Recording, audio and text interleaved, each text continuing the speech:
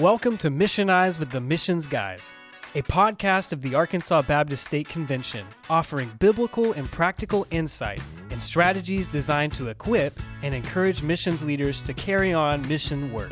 The goal is to fulfill the Great Commission from a church's local community to the ends of the earth. That is why we missionize. Now here are your hosts, the Missions Guys, Sam Roberts and Clint Ritchie. Welcome to Missionize. Thank you for joining us today. I'm Clint here with my co-host Dr. Sam, and we want to wish you a Happy New Year. Thank you for joining us. And we have made it to year two. Year two. Hey, we wrapped up last year of celebrating that we had completed 1 year, and we didn't get canceled over the last couple of weeks. So yeah, or at least we haven't been told if we have. That's right, yeah. So we are a toddler now, Clint. Learning how to walk, I guess. Yeah, learning how to walk. Yeah. Been crawling a lot this past year. People are hoping we'll learn to talk, at least a little more clearly, maybe. But it's been a great first year. We're excited about year two and excited about what the Lord is doing across our state and some focuses that we have this year as a convention, and appreciate our leadership of Dr. Rex Horn, who has really focusing 2025 on revitalization. Yeah, great emphasis. Those who are listeners who are part of the Arkansas Baptist State Convention are going to be hearing a lot this coming year on revitalization.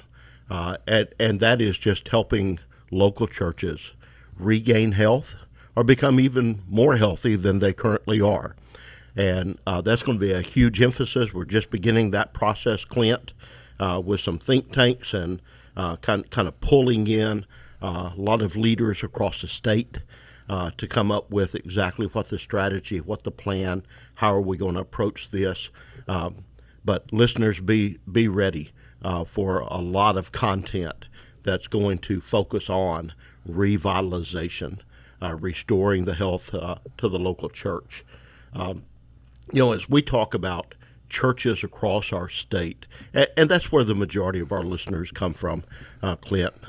We are an Arkansas Baptist State Convention podcast, and so the majority of our listeners are members or leaders in Arkansas Baptist State Convention churches. However, we know as well that we've got listeners from multiple states and several international friends that are listening to the episodes as well, and we are grateful for each one who makes it a point every couple of weeks, to tune in, to listen, to as they're traveling, whatever it may be, to call up an episode and get caught up. We're grateful for you guys, for each and every one of you who are listening.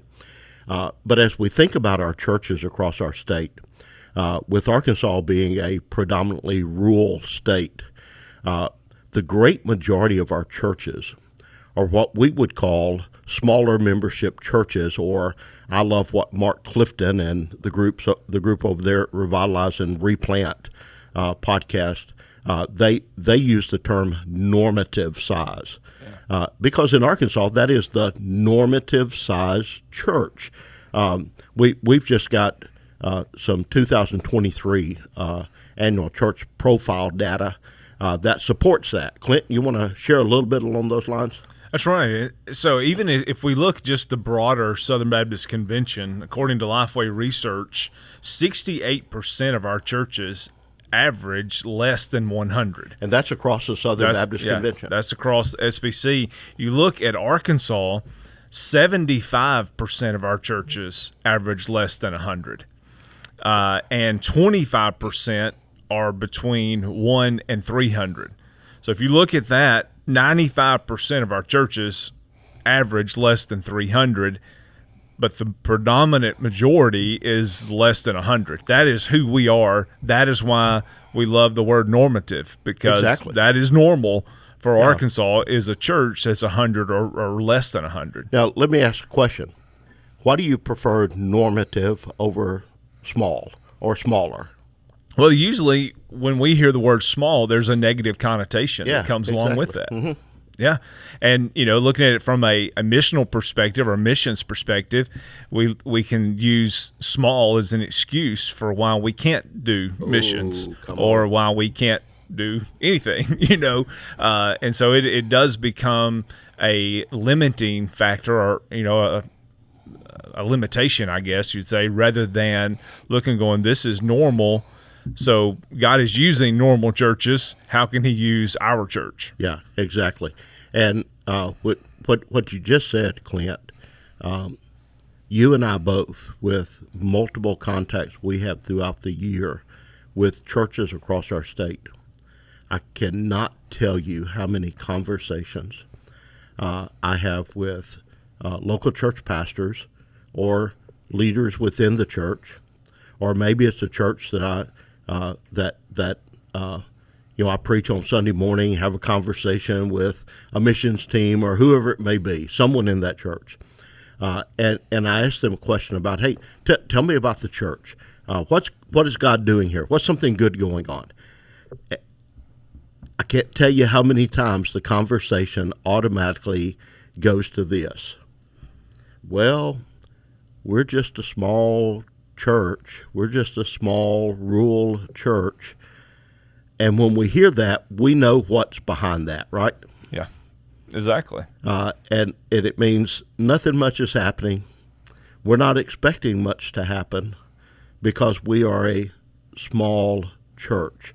We're not a large church, and things of importance happen at large churches. That's the assumption that a lot of people have, and with that becomes what happens in a smaller membership church or a normative size church is not significant. It's not important. It's not meaningful. I would like to introduce in this episode that's false as it could be. That's right. That is just a lie that we have somehow believed to be true. Yeah. And, when we look at our stories, now going back to that Lifeway research, they say 8% of SBC churches are 250 plus. Mm-hmm. And you and I had we're blessed to pastor 2 churches that would have been in that category.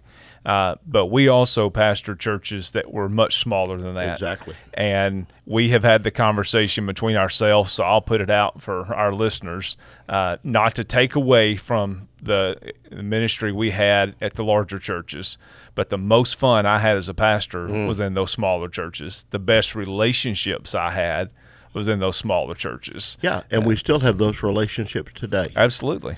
Both of us do. We talk about that. There are individuals that we still count as great personal close friends that Martha and I speak with, we communicate with from that very first church that we pastored as a seminary student, that averaged 30, 40, 50 folks, on a Sunday.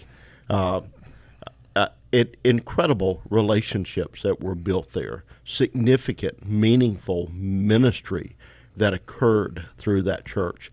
And that's what we want to talk about. So there's this article that we've run across from Kerry Newhoff. Kerry's one of those guys that Clint and I love to read information that he gives to us. This one's called 3 Unique Advantages Small Churches Have in a Rapidly Changing Culture.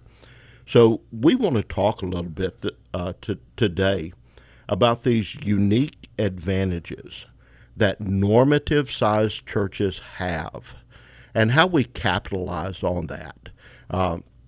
Now, like I said, I think there's this stigma that's out there that's attached to normative or small. That word small, insignificant, doesn't have much meaning, no impact. Whatever you may want to describe that word, and too often as church leaders, we've just automatically bought into that. It becomes part of our thinking. This is a small place. it's a small church in a small place, and it's if we were to grow, if we were in a better location, then we could have some meaningful ministry. We could make a difference. Guys, most of our listeners are of normative-sized churches. My encouragement of this new year is not to believe that lie. Not to believe that lie. You know, there's a verse of Scripture that I come to often when we're looking at the new year, and it's Romans chapter 12 and verse 2, where Paul says, "Do not be conformed to this age." And I think that's the thinking of this age as well. But be transformed by the renewing of your mind, so that you may discern what is the good, pleasing, and perfect will of God. So as we're looking at this article, and we kind of talk back and forth on the truths that Carrie shares, and we want to share with you, please think along this line, guys, that small does not mean insignificant. Normative-sized churches are who we are as Arkansas Baptist State Convention. And there are unique advantages that you have as a pastor, as a leader of a normative-sized church. That Lifeway research that you talked about, Clint, Rayner basically said there's a new definition of large church. Yeah. Hey, a large church now is any church over 250. That's a large church. Yeah. Okay. Normative is where most of our leaders are. Most of our churches are in our state. And so we want to kind of walk through what we have pulled out of this article as the most important thoughts that Neuhoff is sharing with us. And here's a question he leads with, Clint. We'll start with this. What can a normative-sized church do to gain traction in a culture that's changing faster than ever? And he lists 3 unique advantages that normative-sized churches have, regardless of budget or size. And the first is this: community over content. Community over content. Yeah, he makes a statement that, really we fall into a couple of traps, and that is you're tempted to think that you have to compete with larger churches in terms of your marketing and your sermon approach. And then when you realize you can't do that, you're tempted to throw in the towel. And so, and I think it'll tie in closely here to the second point. But you can get so focused on, I've got to have great content. And, that doesn't excuse or give you an excuse for poor preaching or not being prepared. But he makes the comment that a better approach is to preach as well as you can and not worry at all about comparing yourself to other churches. Exactly. Content's important. We know that. And Neuhoff in no way is saying content is not important. It is very important.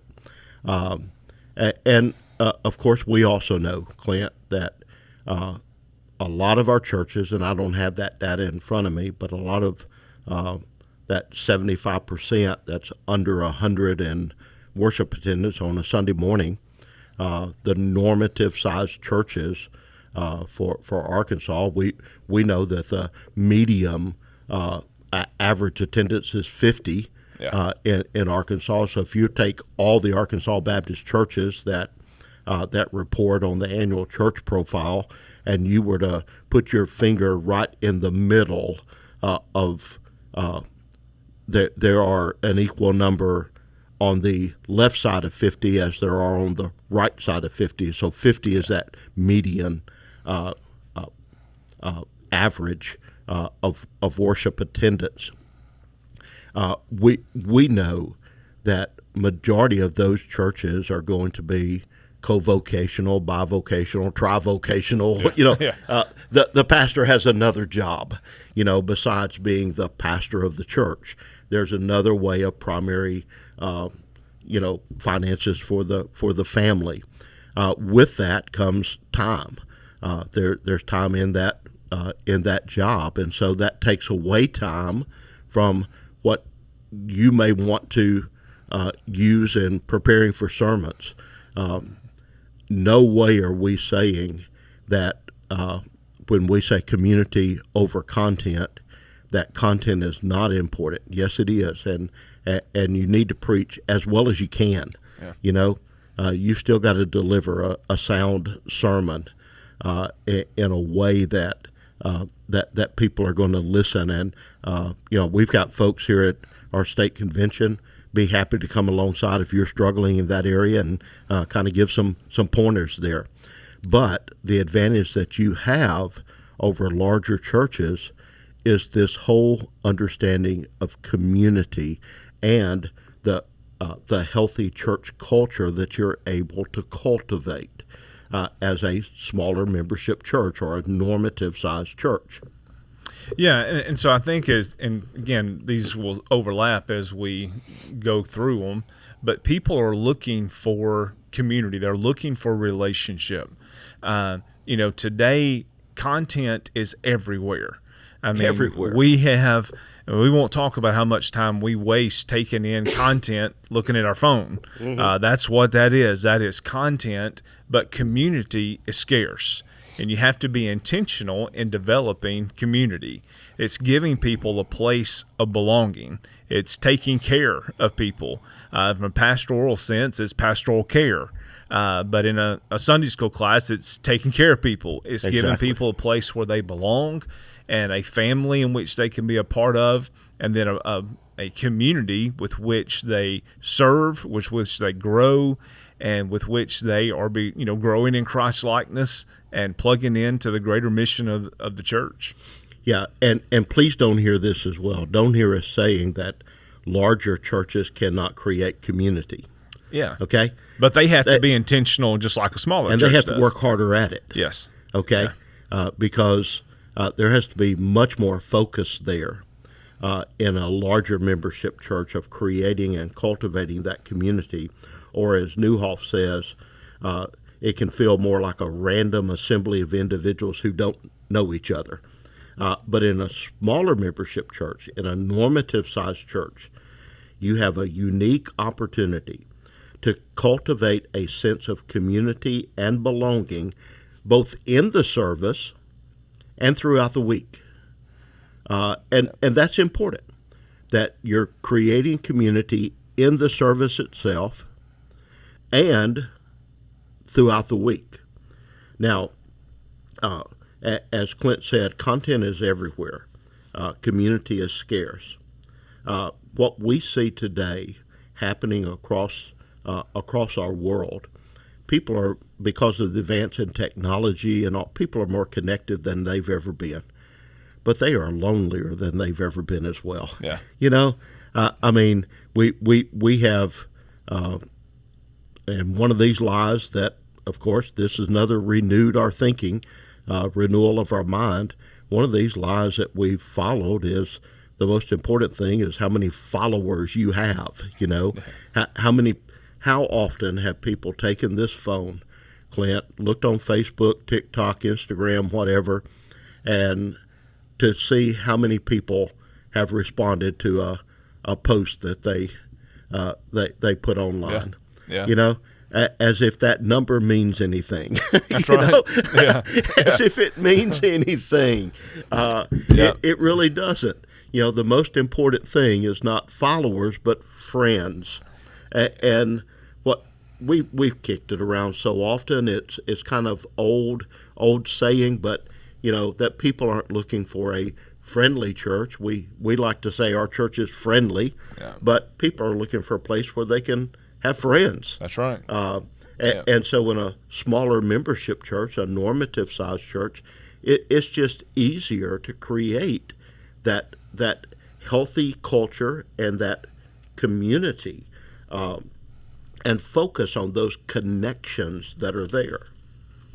Yeah, and Newhall finishes, it says, please deliver great sermons and preach the word authentically and passionately, but instead of trying to win at content, focus meaningful energy on community and connection. Yeah. So again, there's that intentionality, and I think it boils down to it's taking care of people. It's focusing on relationships. It's providing pastoral care. It's having your small groups take care of people, but it's the sense of belonging. You've got a sweatshirt on. They can't see it, of course, but it says you belong here. That came from church that you were serving in. That's what people are longing for. Again, as you mentioned, is a place to belong. Show them, and then not just show them, but let them experience that.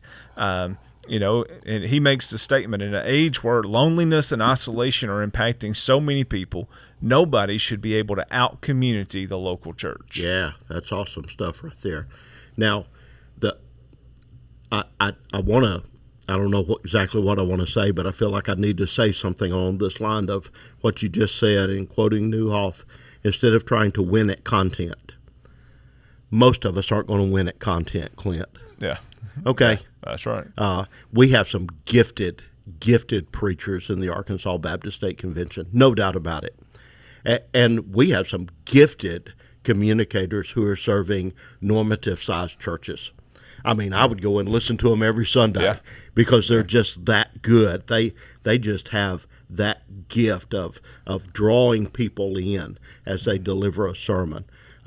Each of us can name people, that we would go today and sit and listen to them over and over and over again, But most of us, we're not going to win at content. Yeah. So, again, preach a good sermon, but make sure community is where the focus is and creating this healthy culture. Now, along that line on healthy culture, and I don't want to take a lot of time with this, but I want to refer to another article. And if you guys want to look at this is another Newhoff article that he entitles 5 Essential Building Blocks of a Healthy Church Culture. And the culture that we're talking about, he says, mission is what you do, vision is what you see, culture is how your church feels. How your church feels. It's the unspoken rules, the vibe, and the climate of your church experienced by members, staff, and visitors. He says that a church's culture is healthy, amazing things happen. People love being there. People grow in their faith. Your church becomes attractive to the community. And then he talks about a bad culture and gets us thinking that culture is that reason you love shopping in some stores, despise shopping in others. It's why you love some airlines and pass on others. It's why some families always have fun when they're together and others can't stand to be in the same room. But he goes through these 5 steps, and there's only one that I want to pull out at this point because I think it's really pertinent to what we're saying and addressing church leaders. This is number 4 in the 5, Clint. Here's what he says. Model the change you want to see. Model the change you want to see. Pastors, listen to this. Your church will only be as healthy as you are.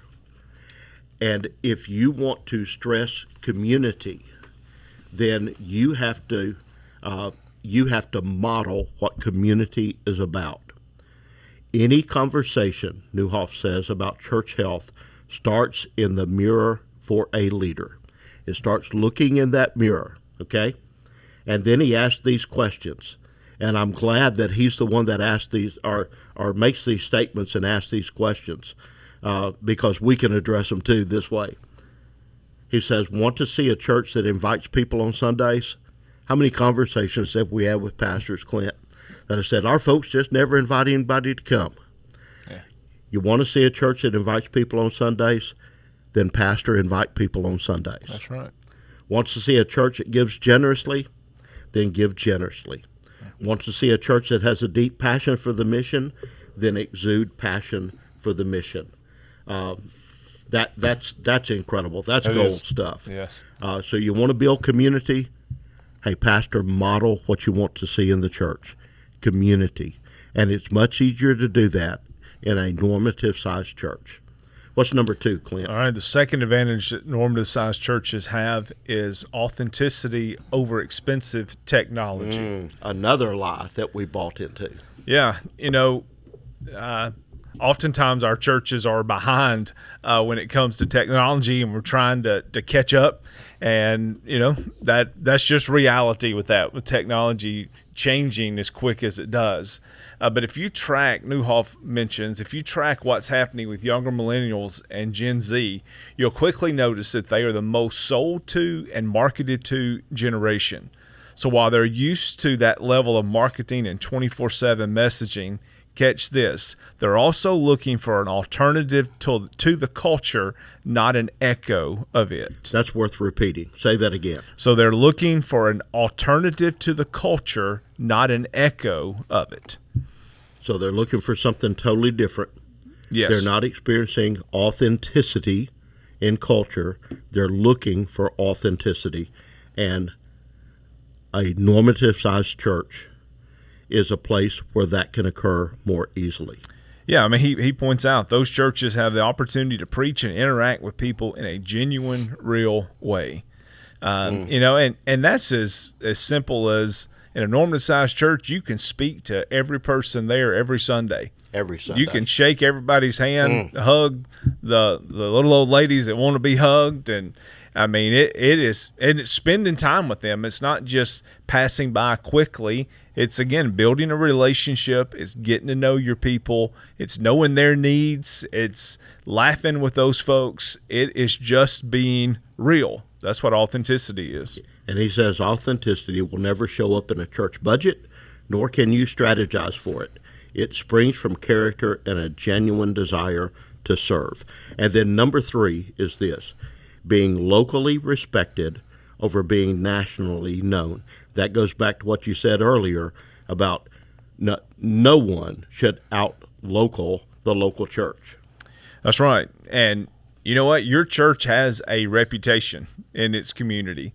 And I think, again, we can take the adage, 3 advantages of normative churches. This could be 3 advantages of rural churches. Exactly. Because the smaller the community, the more likely that people know what's happening in your church. And so he says every church has a reputation, and the smaller your community, the more likely your church has a well-known reputation among people who live in your community. Flip side of that is they can also have a negative reputation. Yeah, in a smaller community, here's what happens. News travels fast. Absolutely, it travels it does. fast. Yes.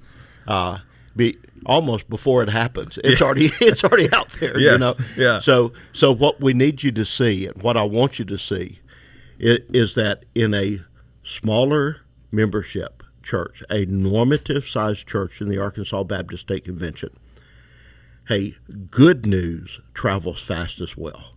So create the good news. Serve your local community.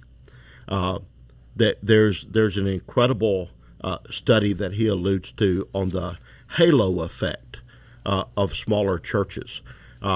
It was done with Methodist churches in the Mideast, I believe, North Carolina, those areas off in there, I think. Hey, one thing that could really I'm just thinking about this. I don't know. Maybe it's something I do.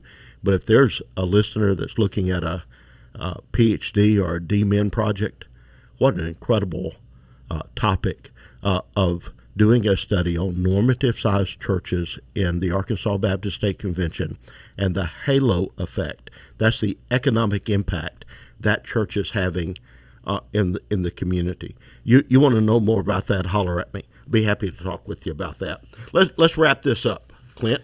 Well, let's before we do that, let's just point out a statement he makes here. And I know we're getting close to our desired 30-minute time, but there are countless inspiring stories of local churches serving their communities with practical aid for schools, shelter for the unhoused, food for the hungry, and a desire to help their towns and municipalities thrive.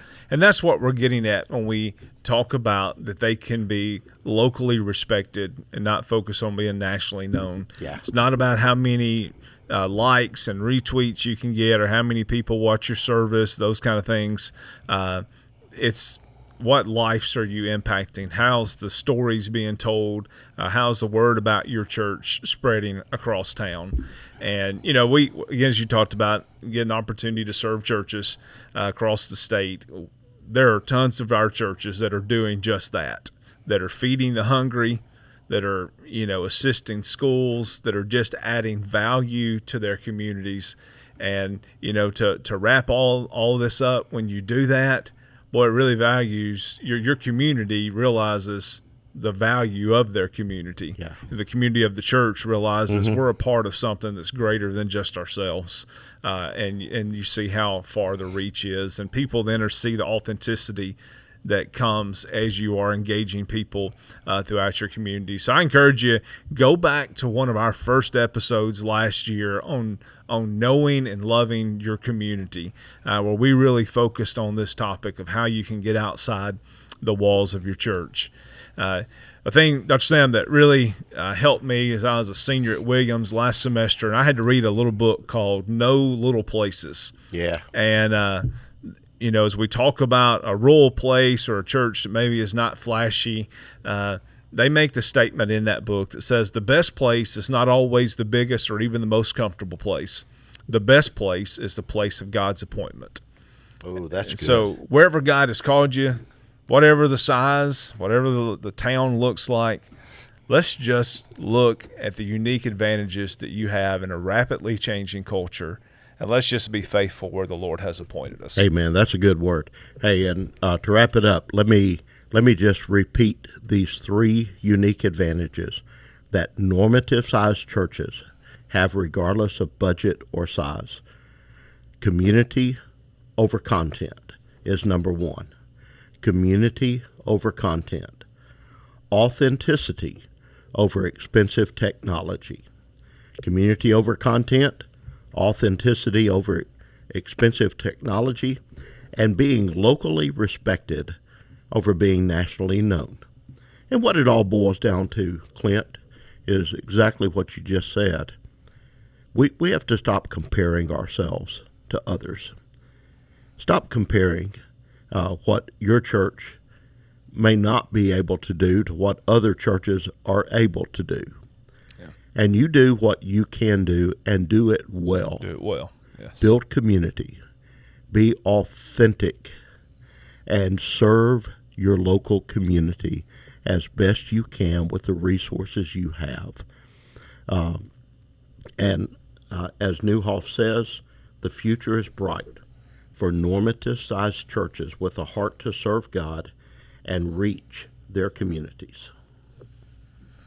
Hey, thank you for joining us today. Encourage you as you're looking at the new year, check out and begin to prepare for the spring outreach strategy.